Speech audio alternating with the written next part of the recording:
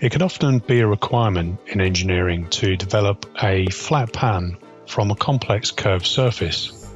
We take a look here at our lens cover. We intend to apply decal around the diameter. So if we select the face, we can use a SOLIDWORKS premium tool called Advanced Surface Flatten. All we need to do is select a vertex or an edge perhaps to develop the flat from.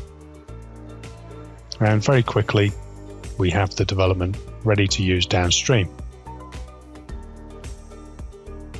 Often when applying this back to the model, we end up with some deformation, often resulting in creases. So the deformation plot gives us an indication of any stretch and compression. So we're seeing some stretch around the outside edges.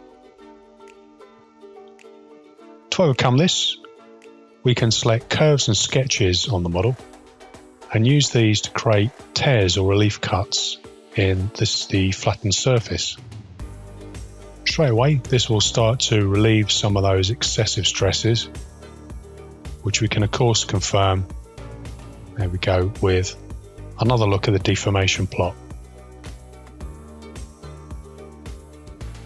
So hiding all the other bodies and isolating just the flattened surface, we can right click and save that as a 2D DXF or DWG file.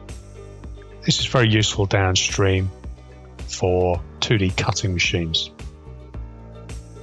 We've selected here to use the current annotation view, and we can see in the preview we immediately produce a flat pan ready for cutting.